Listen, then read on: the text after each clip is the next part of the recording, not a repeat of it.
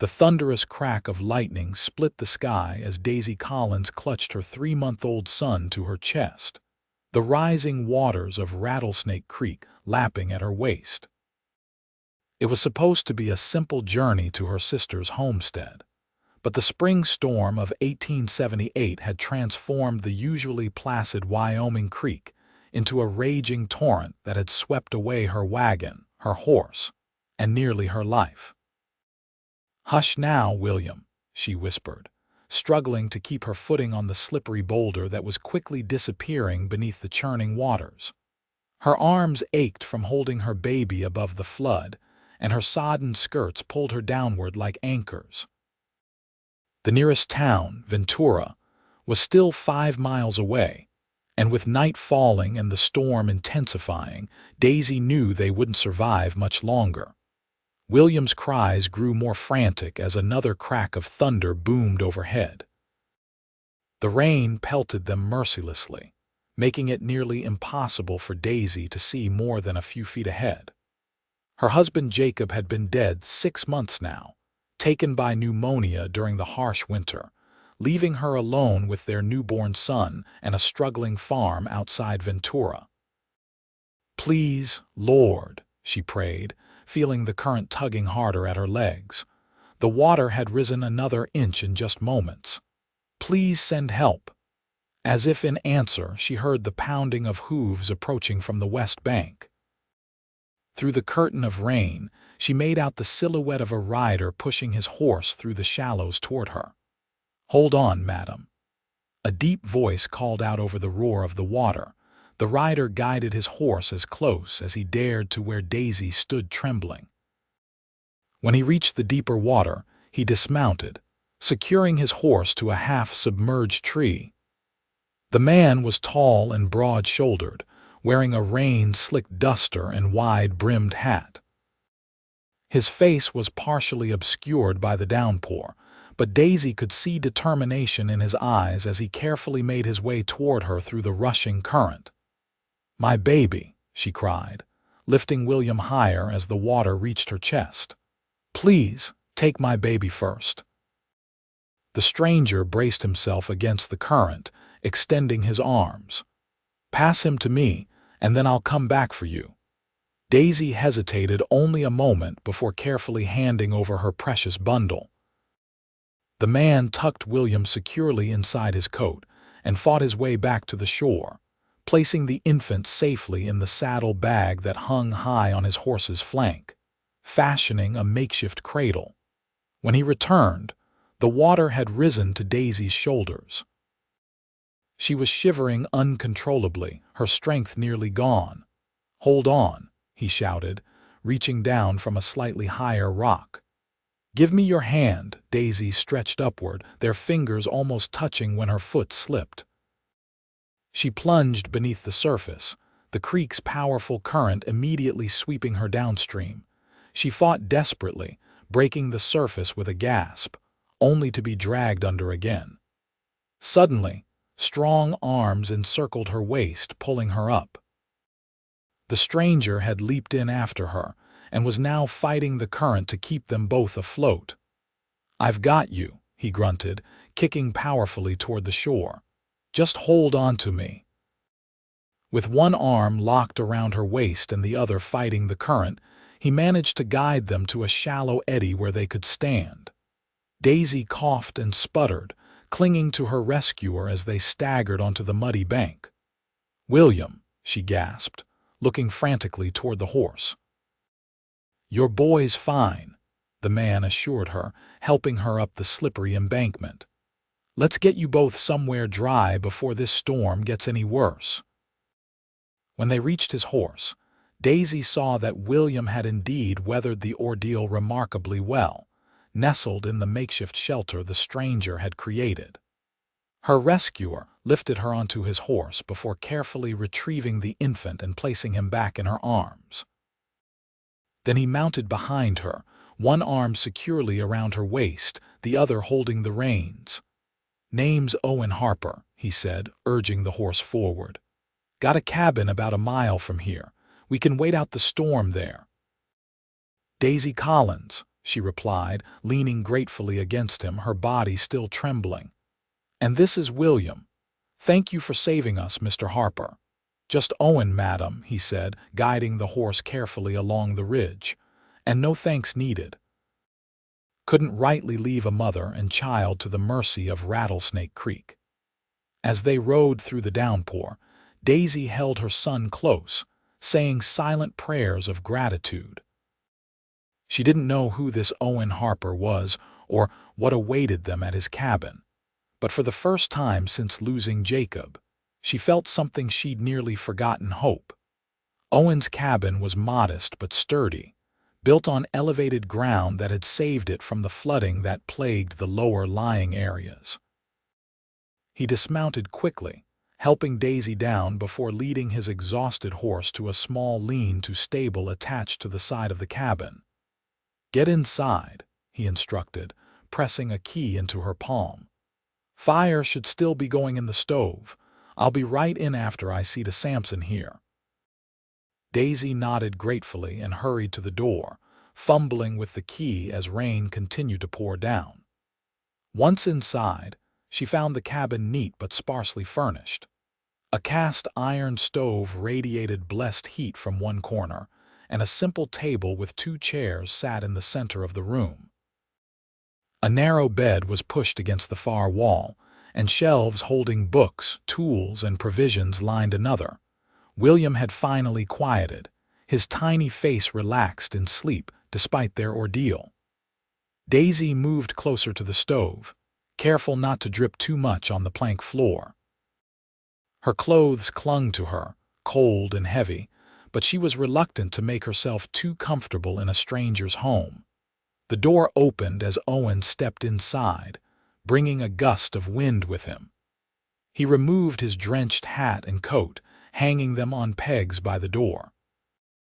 "You need dry clothes," he said matter-of-factly, moving to a trunk at the foot of his bed. "I don't have anything that'll fit proper, but it's better than catching your death." He pulled out a flannel shirt and a pair of trousers, then hesitated before retrieving something else, a simple cotton nightgown. "My sister stays here sometimes when she visits from Cheyenne," he explained, handing her the nightgown. "Might fit you better than my things. There's a screen in the corner you can change behind." Daisy accepted the clothing with a grateful nod. "And William," Owen rubbed his jaw thoughtfully, "don't have much for babies, I'm afraid." But he rummaged in the trunk again and produced a soft flannel shirt. "We could wrap him in this for now. Tomorrow, when the storm breaks, we can see about retrieving your belongings from the creek if anything's salvageable." "There won't be much," Daisy said softly. "The wagon overturned. Everything's likely gone." A flash of sympathy crossed Owen's weathered face. "We'll figure something out. For now, get changed before you catch a chill. I'll make us some coffee." While Daisy changed behind the screen, carefully keeping an eye on William, whom she'd placed on the bed surrounded by pillows so he wouldn't roll, Owen busied himself at the stove. By the time she emerged wearing the borrowed nightgown, he had coffee brewing and was stirring a pot of beans. "Not much of a meal," he apologized, "but it's hot." "It's perfect," she assured him, settling at the table with William cradled in one arm. She had wrapped him in the flannel shirt as suggested, and he seemed content for the moment. Owen studied them as he placed a steaming mug of coffee before her. He was younger than she had initially thought, perhaps 30 or so, with deep-set gray eyes and dark hair streaked with premature silver at the temples. His face was tanned and lined from years under the sun, but his expression was kind. "How'd you end up at Rattlesnake Creek in this weather?" he asked, sitting across from her. Daisy sipped the coffee gratefully before answering. "I was traveling to my sister's homestead near Casper. She doesn't know I'm coming. I sent a letter, but it wouldn't have arrived yet. After my husband died, I've been struggling to keep our farm going. I thought perhaps she and her husband might take us in, at least until I can sell the property." "Sorry about your husband," Owen said quietly. That's a hard thing, especially with a little one. Jacob died of pneumonia last winter, Daisy continued, her voice catching slightly. William was born a month later. I tried to make a go of it on my own, but she trailed off, looking down at her son. Farming's hard enough with two people, Owen nodded. Near impossible alone with a baby. The creek was much higher than I expected, Daisy explained. I thought we could ford it where the trail crosses, but the current was too strong. My horse panicked and the wagon overturned. I managed to grab William and climb onto that rock, but if you hadn't come along. She couldn't finish the sentence. Lucky I was heading back from Ventura when I was, Owen said. Usually don't go into town more than once a month, but I had a letter from my sister saying she was sending a package. Nothing important, just some seeds she thought I might like to try growing. He shrugged, as if embarrassed by the admission. Providence, I suppose. God works in mysterious ways, Daisy murmured. They fell silent as they ate the simple meal. The storm continued to rage outside, rain lashing against the windows and wind howling around the eaves of the cabin. You take the bed, Owen said when they had finished eating. I'll sleep by the stove. Daisy protested. We can't put you out of your bed, wouldn't be right any other way, he insisted. Besides, it'll be easier for you with the little one. Too exhausted to argue further, Daisy gratefully accepted his offer. Owen provided her with extra blankets and helped arrange a small makeshift bed for William using a drawer from his bureau, lined with soft clothing. As she settled under the covers, Owen added wood to the stove and spread his bedroll on the floor nearby. Mr. Harper, Owen, Daisy said softly, I don't know how to thank you properly. In the dimness of the cabin, lit only by the glow from the stove, she saw him shake his head. No need for thanks. Get some sleep, Mrs. Collins. Tomorrow we'll figure out what's next. Despite her exhaustion, Daisy lay awake for some time, listening to the storm and the sound of Owen's steady breathing. She wondered about this solitary man who had risked his life to save her and William, who had opened his home to strangers without hesitation. In the 6 months since Jacob's death, she had encountered plenty of pity but little genuine help. Owen Harper was different. With that thought warming her almost as much as the blankets, she finally drifted into a deep, dreamless sleep. Dawn broke with surprising clarity, the storm having spent its fury during the night. Daisy woke to the unfamiliar sound of a man's quiet movements and the domestic clink of cookware. For a disorienting moment, she thought Jacob had returned, before reality settled around her like the weight of her damp clothes from the previous day. William stirred beside her, making the small fretting noises that preceded hunger. As Daisy sat up, she saw Owen at the stove, his back to her as he worked over a skillet. Good morning, she said softly, not wanting to startle him. Owen turned, a look of relief crossing his features. Was starting to worry you might have caught fever after yesterday's ordeal. How are you feeling? Better than I have any right to, Daisy admitted, gathering William into her arms. Though I'm afraid this little one is hungry and I don't have found some condensed milk in my stores, Owen interrupted, gesturing to the table where he'd set out a small bowl and spoon. Not ideal for a baby, I expect, but might do in a pinch. Daisy felt a rush of gratitude. It will help, thank you. I can nurse him as well, but with everything that happened yesterday. She trailed off, a flush rising to her cheeks. Owen nodded in understanding and turned back to his cooking, giving her privacy. I made flapjacks. Hope that suits. It sounds wonderful, Daisy said, settling William to nurse while keeping the blanket draped modestly over her shoulder. After they had eaten, Owen announced he would ride into Ventura to send a telegram to Daisy's sister and see about purchasing some supplies they'd need. He helped Daisy hang her clothing to dry by the stove and left her with his sister's dress to wear in the meantime. I won't be gone more than a few hours, he promised, pausing at the door. Will you be all right here? Daisy nodded. We'll be fine. Please, when you're in town, ask if anyone's found my wagon or belongings. There wasn't much, but there were a few keepsakes of Jacob's I'd hate to lose. I'll ask around, Owen agreed. Anything particular I should look for? A pocket watch with his initials JC engraved on the back, and there was a small wooden box with some letters and a daguerreotype of us on our wedding day. I'll do my best, he said, settling his hat on his head. Rest up. You've been through quite an ordeal. After Owen departed, Daisy explored the cabin more thoroughly. For a bachelor's home, it was surprisingly tidy and well organized. Shelves of preserves lined one wall, and dried herbs hung from the rafters. A small collection of books caught her attention, volumes of poetry, practical guides to farming and animal husbandry, and a well-worn Bible. As she leafed through the Bible, a folded piece of paper fell out. Daisy hesitated before picking it up, not wanting to pry into Owen's personal affairs, but curiosity got the better of her. It was a letter, dated 3 years earlier, from someone named Rebecca. Dearest Owen, it began, I cannot in good conscience continue our engagement knowing my heart belongs elsewhere. Please forgive me for the pain I'm causing, but it would be worse to proceed with a marriage built on falsehood. Daisy quickly refolded the letter and returned it to the Bible, feeling like an intruder. So Owen had been engaged once. The knowledge explained something about the quiet sadness she occasionally glimpsed in his eyes. The hours passed slowly as Daisy tended to William and continued to recover from their ordeal.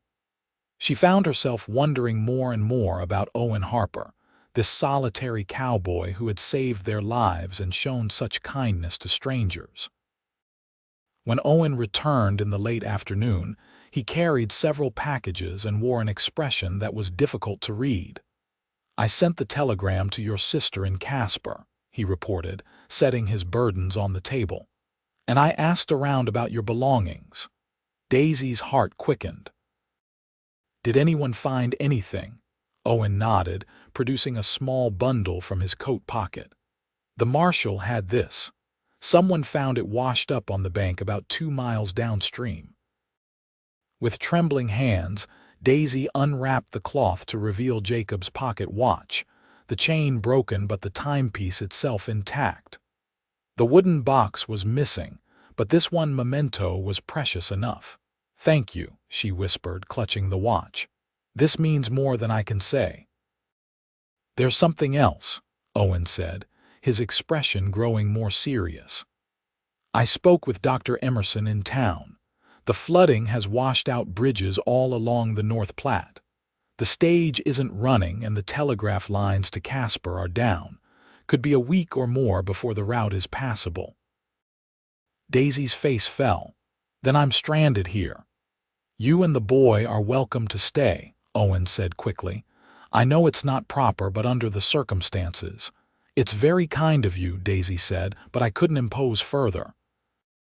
Perhaps there's a boarding house in Ventura where William and I could stay until the road's clear. Owen shook his head. Already asked. The only boarding house is full up with other folks stranded by the floods, but I have a proposition, if you're willing to hear it. Curious, Daisy nodded.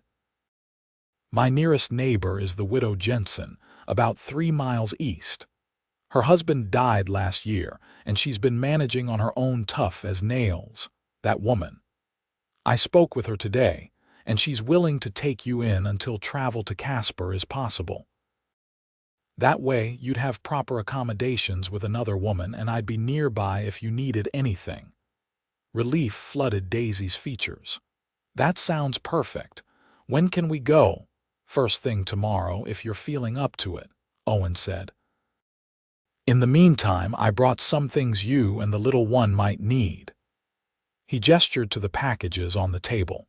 Daisy opened them to find baby linens, a feeding bottle, condensed milk, a simple dress and undergarments for herself and various other necessities. "Owen, this is too much. I can't possibly repay you for all this," she protested. "Consider it a loan if it makes you feel better," he said with a slight shrug. "You can settle accounts once you're established at your sister's place." Daisy recognized his words for what they were, an attempt to preserve her dignity while providing much-needed help. "You're a good man, Owen Harper," she said softly. A flush crept up his neck as he turned away, mumbling something about checking on his horse. That evening, as they shared another simple meal, Daisy found herself watching Owen when he wasn't looking.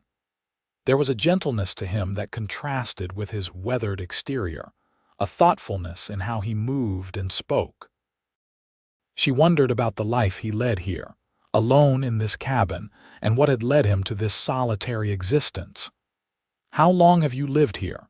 she asked as they sat by the stove, William sleeping peacefully in his makeshift cradle.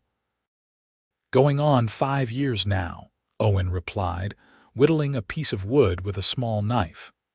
"Came west from Pennsylvania after the war, worked as a ranch hand for a spell, then saved enough to buy this place." "You fought in the war?" Daisy asked, noticing for the first time a slight stiffness in how he held his left shoulder. Owen nodded but didn't elaborate. "What about you? You're not from Wyoming originally, I'd guess." "No, I'm from Illinois," Daisy said. "Jacob and I came west 3 years ago." He had dreams of building a cattle ranch. "We bought land outside Ventura, but it's been challenging. The winters are harsher than we expected and without capital for a proper herd." She sighed. "Jacob was still working odd jobs in town when he fell ill. We were just barely getting by." "Ranching's a hard life," Owen agreed. "Especially starting from scratch. That's why I've kept my operation small, just enough cattle to get by, plus the vegetable garden and hunting to supplement." "You manage all this alone?" Daisy asked, gesturing around the cabin. A shadow crossed Owen's face. "Wasn't always the plan to be on my own," he said quietly, then seemed to catch himself. "But yes, I manage. It's simpler this way." Daisy thought of the letter she'd found and felt a pang of sympathy. "Sometimes life takes unexpected turns," she offered. Owen met her eyes, something unspoken passing between them. "That it does, Mrs. Collins. Sometimes for the worse, but occasionally." He paused as if considering his words carefully. "Occasionally for the better, though we might not recognize it at first." A comfortable silence fell between them, broken only by the soft crackling of the fire and William's gentle breathing. As night deepened, Daisy found herself reluctant to end their conversation, to retreat to the borrowed bed and close this unexpected day. But tomorrow would bring new challenges, and so they bid each other good night, Owen again taking his place on the floor near the stove while Daisy settled into his bed, wondering what the widow Jensen would be like, and how long she would need to stay before continuing to her sister's home. As she drifted toward sleep, Daisy realized that for the first time since Jacob's death, she had spent an entire day without that crushing weight of grief and anxiety. In the midst of disaster, she had found a moment's peace in this simple cabin with its kind, solitary owner. Whatever tomorrow brought, she would be forever grateful for that unexpected gift. The journey to the widow Jensen's home the next morning revealed the full extent of the flooding. Fields that should have been green with spring growth lay underwater, and uprooted trees littered the landscape. Owen rode with William secured in a sling across his chest, while Daisy sat behind him, her arms around his waist for stability. "Mrs. Jensen lost most of her crop last year to grasshoppers," Owen explained as they picked their way along higher ground. "Her son sends money from Denver when he can, but she's too proud to leave the homestead her husband built. You'll find her a bit forthright in her opinions, but her heart's in the right place. I'm just grateful she's willing to take in strangers," Daisy said, watching the landscape carefully for any sign of her lost possessions. She had given up hope of finding the wooden box with her wedding daguerreotype, but still scanned the debris that had collected along the banks of the swollen creek. Most folks out here understand that survival depends on helping each other, Owen replied. Mrs. Jensen included, though she might grumble about it. The widow's homestead came into view as they crested a small rise, a modest cabin similar to Owen's, though with a larger barn and chicken coop attached. Smoke rose from the chimney, and a tall, angular woman emerged from the door as they approached, wiping her hands on her apron. "Took you long enough, Harper," she called, her voice carrying across the yard.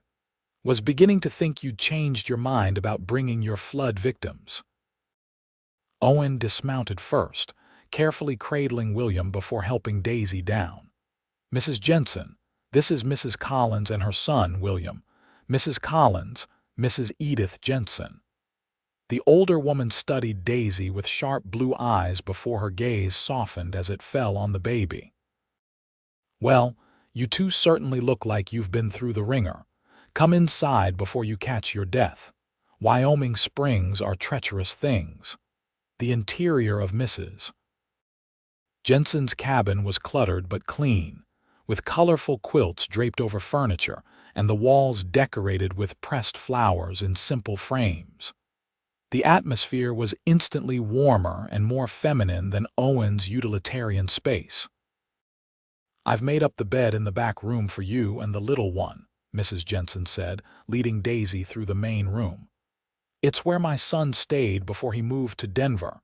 Nothing fancy, but it's dry and warm." "It's perfect, Mrs. Jensen.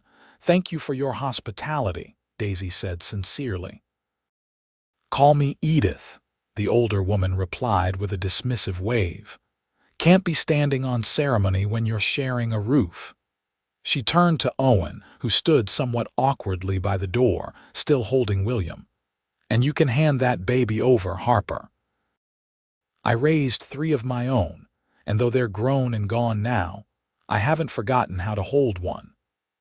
Owen carefully transferred William to Edith's waiting arms, and Daisy was touched by the gentleness with which the gruff woman received her son. "Handsome little fellow," Edith commented, rocking William slightly. "Takes after his mama." While Edith busied herself showing Daisy the accommodations and explaining the routine of the household, Owen brought in the few supplies and belongings they had managed to salvage or purchase in town. "I'll be heading back to check on my place," he said when everything was settled, "but I'll stop by tomorrow to see if you need anything."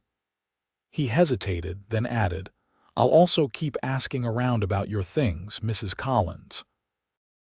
"Thank you, Owen," Daisy said, suddenly finding it difficult to meet his eyes. "For everything."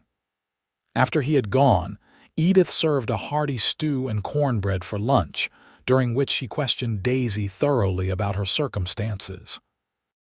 "So you were headed to your sister's when the creek took your wagon," Edith clarified, serving Daisy a second helping despite her protests. "You're too thin, girl. Eat." "Yes, I had hoped my sister and her husband might take us in until I could decide what to do with our farm," Daisy explained. "Jacob, my husband, he had such hopes for that land, but without him. Farming's no life for a woman alone," Edith nodded sagely.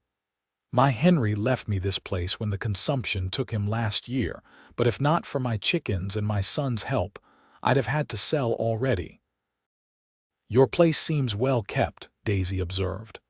"I manage," Edith said with a hint of pride. "And I have good neighbors, though they're few and far between out here. Owen Harper's the closest, and he's been a godsend since Henry passed. Helps with repairs, brings game when he's had a good hunt." "He seems very kind," Daisy said carefully, curious about what Edith might know of the man who had saved her life. "Kind, yes, and capable," Edith agreed. "But lonely. Been that way since that city girl broke his heart and ran off with a banker from Cheyenne." She shook her head disapprovingly. Some women don't appreciate a good man unless he comes with a fat wallet. I found a letter, Daisy admitted. It fell from his Bible. I didn't mean to pry from that, Rebecca, I'd wager. Edith nodded. Owen doesn't speak of it, but folks in Ventura remember. They were engaged to be married, had the cabin all prepared for her arrival from back east, and then she sent that letter instead of coming herself. Cowardly, if you ask me. That's terrible, Daisy said, genuinely saddened for Owen. He took it hard, Edith continued, warming to her subject. Threw himself into his work, barely spoke to anyone for months. Even now, 3 years on, he keeps to himself more than is good for a man. Comes to town for supplies, goes to church on Sundays, but otherwise. She shrugged. Some wounds heal slower than others, I suppose. As the days passed, Daisy settled into a routine at Edith's homestead. The older woman was indeed forthright in her opinions, but also kind and helpful, especially with William. She taught Daisy how to manage her chicken coop, and shared wisdom about preserving vegetables that Daisy had never learned from her own mother. True to his word, Owen visited regularly, usually bringing something with him: fresh game, tools Edith needed for repairs, or small items for William that he'd picked up in town. Each visit left Daisy more intrigued by the quiet cowboy who seemed most comfortable when he was being useful. A week after the flood, Owen arrived with news. "The stage is running again," he announced as he helped Edith repair a loose shutter. "First one leaves for Casper Day after tomorrow." Daisy felt an unexpected pang at the news. "That's wonderful," she said, trying to sound enthusiastic. "I should write to my sister to let her know I'm coming." "Already sent a telegram," Owen said, not meeting her eyes as he worked. "Thought you'd want her to be expecting you." "That was thoughtful," Daisy murmured, watching his hands as they deftly manipulated the tools. They were strong hands, calloused from work, yet she had seen how gently they cradled William. "Thank you." Later that evening, after Owen had gone, Edith found Daisy sitting on the porch, staring thoughtfully at the sunset while William slept inside. "You don't seem overjoyed about that stage to Casper," the older woman observed, settling into a rocking chair beside her. "I am grateful the road is clear," Daisy said carefully. "My sister will be worried when she gets my letter explaining my plans to visit." "But," Edith prompted. Daisy sighed. "But I'm not sure it's the right path anymore. I left Ventura because I couldn't manage the farm alone, because I was drowning in grief and responsibility. But these past days, helping you here, I've started to wonder if I gave up too easily." Edith rocked silently for a few moments. "Loss changes us," she finally said. "When my Henry died, I was sure I couldn't go on. The only reason I didn't sell this place immediately was because I was too broken to make the arrangements." She gave a short, self-deprecating laugh. "By the time I pulled myself together enough to consider it properly, I discovered I wasn't as helpless as I thought." "That's it exactly," Daisy nodded eagerly. "When Jacob died, I was lost. Everything seemed impossible, but now, I don't know, something's changed. Something or someone." Edith asked shrewdly.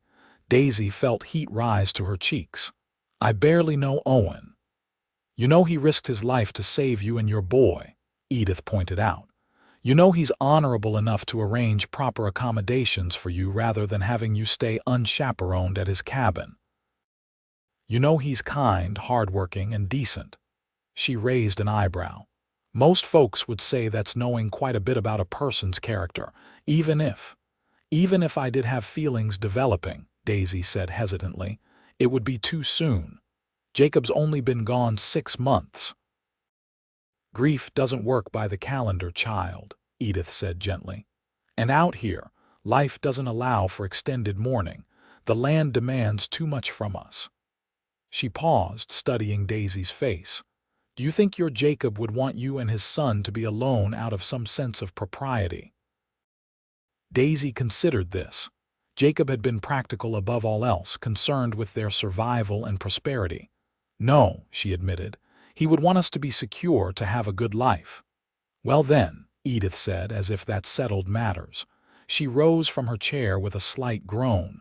I'm turning in. But Daisy, whatever you decide about that stage to Casper, make sure it's what you truly want, not just what you think you should do.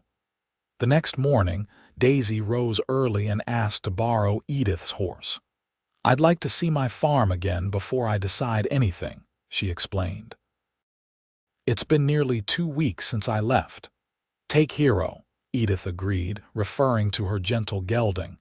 He'll get you there safe enough, but you should ask Owen to ride with you. The trails are still muddy in places, and with the baby. I'll stop at his cabin on the way, Daisy promised. Owen was surprised to see her riding up to his property, William secured in a sling across her chest. He immediately came out to meet her, concern evident in his expression. Everything all right at Edith's? He asked, helping her dismount. Everything's fine, Daisy assured him. I was hoping you might ride with me to my farm. I'd like to see it again before. She hesitated. Before I decide whether to take that stage to Casper. Something flickered in Owen's eyes, hope perhaps, or simply surprise. You're considering staying in Ventura. I'm considering my options, Daisy said carefully, but I need to see the farm first to know if it's even possible. Owen nodded. Let me saddle Samson. We can be there by midday if we push on. The ride to Daisy's farm took them through parts of Ventura she hadn't seen since before the flood. The town was recovering, with shopkeepers and residents clearing debris and making repairs. Several people called greetings to Owen, their curious glances at Daisy and William suggesting they had heard about the dramatic rescue at Rattlesnake Creek. Folks have been asking about you, Owen admitted as they rode. News travels fast in a small town. What have you told them? Daisy asked, curious about how he perceived their unusual relationship. Just the truth that you were heading to your sister's when the flood caught you, and that you're staying with Edith Jensen until the road's clear. He glanced at her. I didn't mention you might be reconsidering that journey. They crested a small hill, and suddenly Daisy's farm came into view. The modest cabin stood intact, though the yard was strewn with debris from the flood. The small barn had lost some roof shingles, and the vegetable garden she had planted just before leaving was washed away, but overall, the damage was less than she had feared. It's still standing, she said softly. Owen surveyed the property with a practical eye. The cabin looks sound. Barn needs work, but nothing that can't be fixed. Your fields are muddy, but once they dry out, he shrugged. Land's still good. They dismounted, and Daisy approached her home with trepidation. It had been only 2 weeks since she'd left, but it felt like returning to another life. She unlocked the door and stepped inside, memories washing over her, Jacob building the fire on winter mornings, the two of them planning their future at the simple table, the joy and sorrow of William's birth in the small bedroom just weeks after his father's death. Owen remained respectfully outside until she invited him in. He stood awkwardly in the main room, hat in hand, as Daisy moved from space to space, reacquainting herself with the home she had been so desperate to leave. It needs a good cleaning, she said at last, running her finger through the dust on the mantel, but it's still home. You're thinking of staying, Owen said. It wasn't a question. Daisy looked down at William, who was contentedly grasping at a button on her bodice. I don't know if I can manage it alone. The work, the expenses. You wouldn't have to be alone, Owen said quietly. The words hung in the air between them, laden with meaning. Daisy's heart quickened as she raised her eyes to his. Owen, I'm not proposing marriage, he clarified quickly, a flush creeping up his neck. Not yet, that would be too sudden for both of us, but I could help. We could work out an arrangement neighborly-like. I've got experience with cattle, and my own place is running smooth enough that I could spare time to get yours back on its feet." "Why would you do that?" Daisy asked, needing to understand his motivations. Owen set his hat on the table and took a step toward her. "Because from the moment I pulled you and your boy from that creek, something changed for me. I've been alone a long time, Daisy.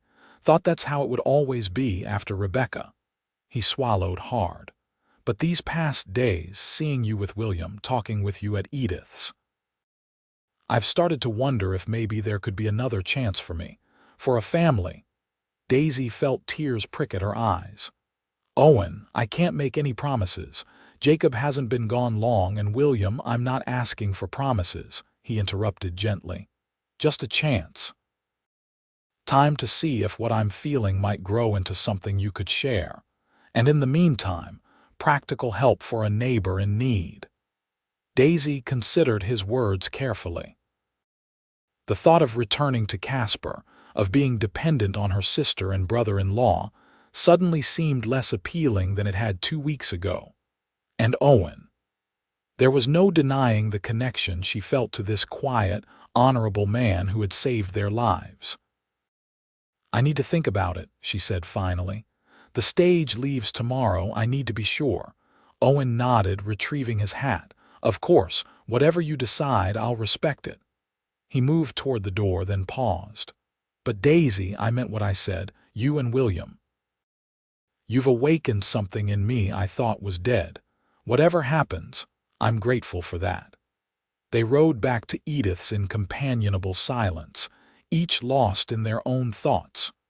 When they arrived, Owen helped Daisy dismount and carefully handed William to her. "I'll come by in the morning," he said, "before the stage leaves, just to say goodbye if that's your decision." After he had gone, Daisy found Edith in her garden, determinedly replanting vegetables that had been washed away by the flood. "Well?"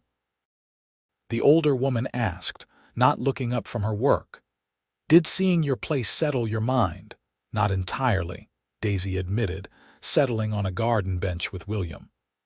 "Owen offered to help me restore the farm, to give me us time to see if there might be something more between us." Edith sat back on her heels, wiping soil from her hands. "And what did you say to that very sensible proposal?" "That I needed to think about it," Daisy replied. "The stage leaves tomorrow, I need to be sure." "Seems to me you've already made up your mind, or you wouldn't be torn about it," Edith observed shrewdly. Daisy sighed. "Part of me feels it's too soon, that I should honor Jacob's memory longer before even considering another relationship. But another part—" She looked down at William, who was falling asleep in the warm spring sunshine. "Another part wonders if this isn't exactly what Jacob would want for us. Security, a chance at happiness, someone to help raise his son." "Only you can answer that, child," Edith said, returning to her planting. "But I will say this, Owen Harper is the finest man in these parts, and he looks at you like you hung the moon and stars. A woman could do far worse." That evening, Daisy wrote 2 letters. The first was to her sister, explaining that she had decided to stay in Ventura and try to make her farm viable, with help from neighbors who had shown her great kindness during the flood. The second was to Jacob, a letter she would never send, but needed to write. "My dearest Jacob," she began, her hand trembling slightly. "I miss you every day, and I always will. You gave me the greatest gifts, your love, our son, and the courage to forge a life even in your absence. I met a man who saved William and me from certain death. He is good and kind, and he looks at our son with such tenderness that it breaks my heart. I think, in time, I could care for him deeply. I believe you would approve of him, would be grateful that William and I have found protection and companionship. I will always honor your memory, and William will know his father through my stories. But I am choosing life, Jacob. I am choosing hope. I pray you understand." By the time she folded the letter and tucked it away in her Bible, Daisy's decision was made. She would not be taking the stage to Casper. She would stay, rebuild her farm with Owen's help, and see where time might lead them. The next morning, Owen arrived as promised, his expression carefully neutral as he dismounted in Edith's yard. Daisy was waiting on the porch, William in her arms and her single bag at her feet. "You're packed," Owen observed, his voice betraying no emotion. "Yes," Daisy confirmed. "I've made my decision." She took a deep breath. "I'm staying, Owen. I'm going to try to make the farm work if your offer of help still stands." The transformation of his expression was immediate, from guarded neutrality to undisguised joy. "It stands," he said, his voice rough with emotion. "For as long as you need it." Edith emerged from the cabin, arms folded across her chest but a smile playing at her lips. "Well, don't just stand there gawking at each other," she chided. "Owen, that bag won't load itself onto your horse." As Owen secured Daisy's belongings, Edith pulled her into a brief, fierce embrace. "You're welcome here anytime, you and the boy," she said gruffly. "And if that man doesn't treat you right, my door is always open." "Thank you for everything, Edith," Daisy said sincerely. "We'll visit often." The ride back to Daisy's farm was filled with tentative plans and careful hopes. Owen outlined his ideas for repairing the barn and replanting the garden, while Daisy spoke of her desire to add more chickens and perhaps a milk cow to their resources. "Jacob always wanted cattle," she explained as they approached her cabin, "but we never had enough capital to start a proper herd." "We could start small," Owen suggested. "A few calves, raise them up. Between your land and mine, we have enough grazing." The casual way he spoke of their combined resources, the easy use of "we," filled Daisy with a warmth she had nearly forgotten. It wasn't love, not yet, but it was the beginning of something equally precious: partnership, possibility, hope. As summer progressed into autumn, Daisy and Owen fell into a comfortable routine. He would arrive early each morning, help with the heaviest chores, then return to his own property to tend his affairs before coming back in the late afternoon. They shared the evening meal together more often than not, and as the days grew shorter, Owen would read aloud from one of his books while Daisy mended or worked on the quilt she was making for William's first birthday. The townsfolk of Ventura gradually adjusted to their unusual arrangement. There were whispers at first, concerns about propriety, but Edith Jensen put a stop to most of them with her forthright defense of both Daisy and Owen. "They're rebuilding a life," she declared firmly at a church social when Mrs. Whitcomb made a thinly veiled comment about their frequent visits between properties. "And doing it honorably, which is more than can be said for your nephew, who was seen leaving the saloon at dawn with the Miller girl." By the time William took his first tottering steps across Daisy's kitchen floor, reaching for Owen, who knelt with outstretched arms, the community had largely accepted them as a unit of sorts, a not-quite family finding their way forward. It was Owen who suggested they attend the Harvest Festival together, the first major social event they would attend as a pair.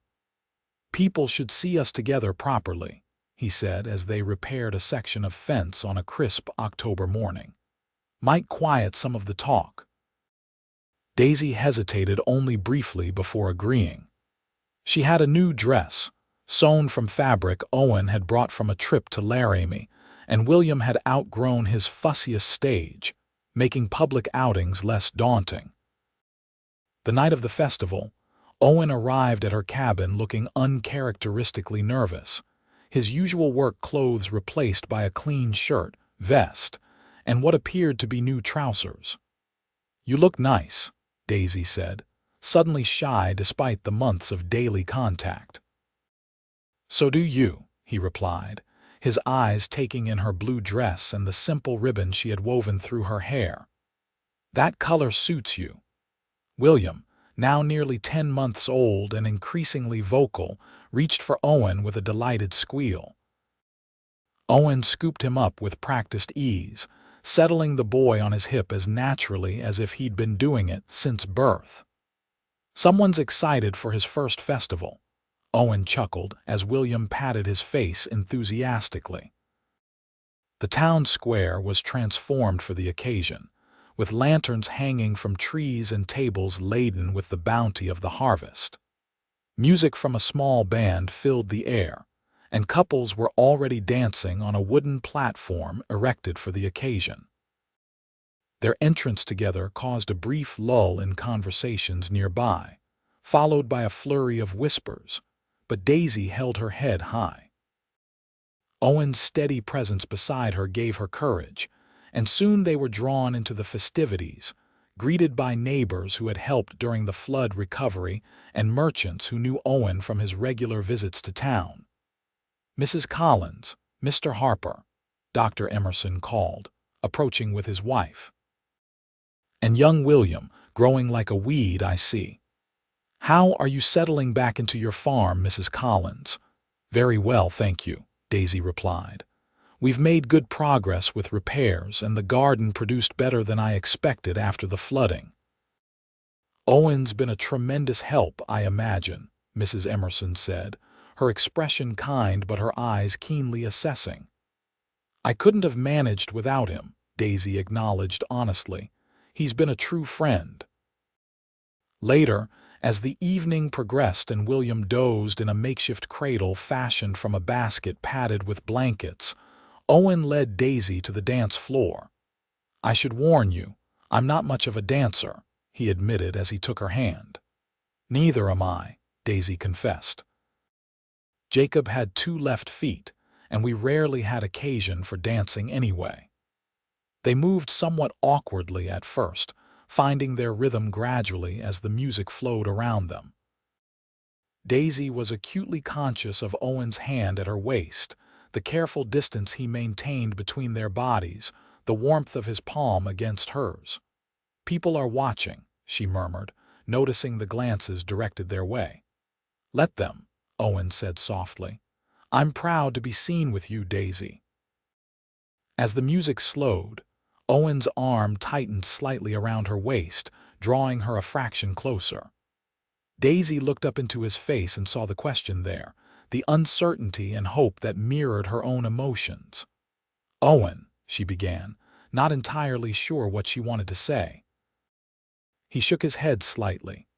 "Not here," he said quietly. "Later, when we're alone." The ride home was charged with anticipation. William slept soundly in the sling across Daisy's chest, and the night was alive with stars and the gentle sounds of the Wyoming wilderness. When they reached her cabin, Owen helped her down from his horse with hands that lingered slightly at her waist. Inside, Daisy settled William in his crib while Owen built up the fire against the autumn chill. When she returned to the main room, he was standing by the fireplace, staring into the flames with an expression of deep contemplation. "You wanted to talk," she prompted softly, moving to stand beside him. Owen turned to face her, his eyes reflecting the firelight. "I've been patient, Daisy. Tried to give you the time and space you needed to heal, to be sure of what you want." "I know," she acknowledged. "You've been more than patient, more than kind." "It's not patience or kindness that drives me," Owen said, taking a step closer. "It's love. I love you, Daisy Collins. I love William as if he were my own son. And I can't pretend any more that I'm content with our current arrangement." Daisy felt her heart race at his words, spoken so plainly, with such honest emotion. "Owen, if you don't feel the same, I'll understand," he continued, his voice rough with feeling. "I'll still help with the farm, still be there for you both. But if there's any chance you might someday return my feelings, I'm asking you to consider making this arrangement permanent. To consider becoming my wife." Tears welled in Daisy's eyes as the full force of her own emotions surfaced. Over the past months, focused on survival and rebuilding, she had scarcely allowed herself to examine the deepening connection between them. Now, faced with Owen's declaration, she recognized the truth of her own heart. "I do feel the same," she whispered. "I've been afraid to admit it, even to myself, afraid it was too soon, that I was betraying Jacob's memory." Owen's hands came up to frame her face, his touch infinitely gentle. "Jacob would want you to be happy, to be loved. You know that better than anyone." Daisy nodded, leaning into his touch. "Yes, and I am loved, aren't I? By this good, patient man who pulled us from a flooded creek and has been saving us in small ways every day since. Is that a yes?" Owen asked, his eyes searching hers. In answer, Daisy rose on tiptoe and pressed her lips to his, a kiss tentative at first, then deepening as Owen's arms encircled her waist, drawing her against him. When they finally parted, both were breathless. "Yes," Daisy said, smiling through her tears. "Yes, I'll marry you, Owen Harper." Their wedding took place on Christmas Eve in Ventura's small church, with Edith Jensen standing proudly as Daisy's witness and Dr. Emerson serving as Owen's. William, now crawling energetically and babbling his first words, was the center of attention in a new suit Owen had commissioned from the town seamstress. As they exchanged vows beneath garlands of pine and holly, Daisy felt Jacob's presence not as a shadow over their joy, but as a gentle blessing. In her heart, she thanked him for the life they had shared and the son he had given her, even as she embraced the new future opening before her. The reception was held at the newly expanded Harper homestead, for Owen had spent the autumn adding rooms to his cabin in preparation for his new family. The townsfolk who had once whispered about their arrangement now celebrated their union with genuine goodwill, bringing gifts and dishes to share in the feast. Later, after the guests had gone and William slept soundly in his new nursery, Owen led Daisy to the porch where a surprise awaited: a rocking chair, hand-carved and polished to a warm glow. "I've been working on it for months," he admitted as Daisy ran her hands over the smooth wood in wonder. "Started it the day you decided to stay in Ventura." "It's beautiful," she breathed, sitting in it experimentally. The chair fit her perfectly, the rockers making a soothing rhythm against the wooden porch. Owen knelt beside her, taking her hand in his. "I want you to be happy here, Daisy. I want to build a life worthy of the trust you've placed in me." "We already have," she assured him, leaning forward to kiss him softly. "From the moment you reached down into that flooded creek and said, 'Hold on,' we've been building this life together." Spring came again to Wyoming, the anniversary of the flood that had brought them together. The creek that had nearly claimed Daisy and William's lives now flowed peacefully through land that flourished under their combined care.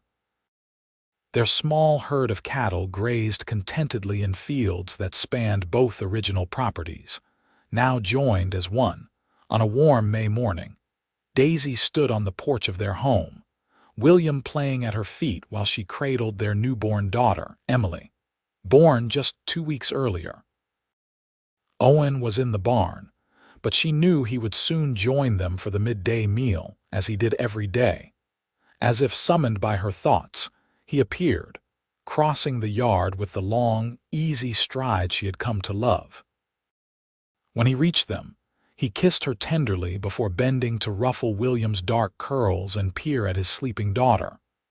"How are my girls today?" he asked, his voice filled with the wonder that hadn't diminished since Emily's birth. "We're perfect," Daisy replied, leaning against his solid strength. "Just perfect." Over Owen's shoulder, she could see Rattlesnake Creek glinting in the distance.